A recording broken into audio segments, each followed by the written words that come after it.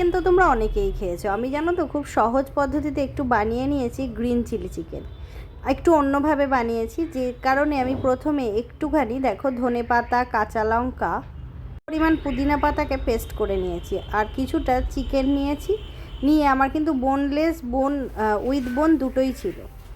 দিয়ে আমি কিন্তু একখানা ডিম দিয়ে দিয়েছি। ডিমটা কিন্তু দিও, তাহলে দেখবে চিকেনটা বেশ খেতে ভালো লাগবে আর নরমও থাকে।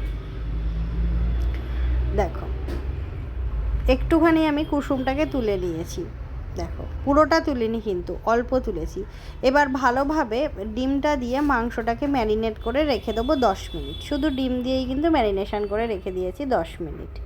তারপর যেটা পেস্ট দেখালাম সেই পেস্টটা কিন্তু আমি দিয়ে দিচ্ছি। পুদিনা পাতা, ধনে পাতা, কাঁচা লঙ্কা আর রসুনের যে পেস্টটা দেখো আমি দিয়ে দিচ্ছি, আর দিয়ে দিলাম অল্প পরিমাণ নুন। দিয়ে আমি কিন্তু এটাকে ভালোভাবে ম্যারিনেট করে রেখে দেবো। এই গ্রিন চিলি চিকেনটা না এত ভালো খেতে লাগে কি বলবো, তোমরা বানিয়ে খেয়েও খুব সহজেই বানাতে পারবে। আর দিয়ে দিলাম কর্নফ্লাওয়ার। তোমাদের কাছে কর্নফ্লাওয়ার না থাকলে তোমরা অ্যারারুট দিয়েও করতে পারো। এটাকে এবার ভালোভাবে ম্যারিনেশন করে রেখে দেবে 1 ঘন্টা মতন। হাতে আরেকটু বেশি সময় থাকলে আরও রাখতে পারো। এবার আমি এই এক একটা করে চিকেন ভালোভাবে ভেজে নেব। বেশি লাল করবে না, বুঝলে, ভেজে নেবে চিকেনগুলো ভালোভাবে। যেমন চিলি চিকেন করো তেমনই, শুধু এর পদ্ধতিটা একটু আলাদা। আমি এরকম নিজের মতন করে একটু চেষ্টা করেছি, খেতে কিন্তু ভীষণ ভালো হয়েছিল। ঘরে যা উপকরণ ছিল তাই দিয়েই বানিয়েছি।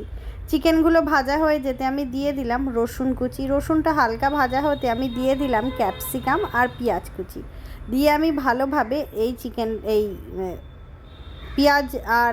পেঁয়াজ রসুন ক্যাপসিকামটাকে ভেজে নিচ্ছি। নেওয়ার পরে আমি দিয়ে দিলাম অল্প পরিমাণ একটু সয়া সস দিলাম, আর যে পেস্টটা করেছিলাম সেটাও কিন্তু অল্প পরিমাণ দিয়ে দিলাম। একটু নাড়াচাড়া করেই আমি যে চিকেনগুলো ভেজে রেখেছি সেগুলোও কিন্তু দিয়ে ভালোভাবে এটাকে নাড়াচাড়া করে নিচ্ছি। তোমরা যদি মনে করো একদম ড্রাই খাবে, ড্রাইও খেতে পারো, আর যদি মনে করো একটুখানি গ্রেভি খাবে সেটাও কিন্তু খেতে পারো। যদি তোমাদের কাছে গ্রিন চিলি সস থাকে সেটাও কিন্তু এখানে দিতে পারো। আমার কাছে ছিল না গো, তাই দিতে পারিনি। অল্প পরিমাণ জল দিয়ে দিলাম। আমি বেশি তোমার গ্রেভি খাবো না, তাই সেই কারণে আমি অল্প দিয়েছি। আর ওপর থেকে কিছুটা কাঁচা লঙ্কা দিয়ে দিলাম। যে যেমন ঝাল খাবে সেরকম কাঁচা লঙ্কা দিও।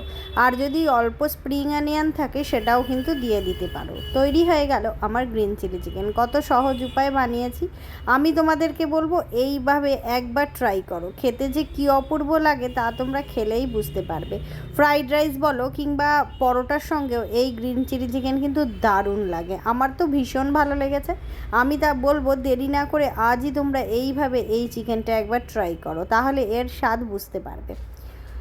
চিলি চিকেনের থেকে একদম অন্যরকম স্বাদ কিন্তু। তাহলে আজই ট্রাই করো।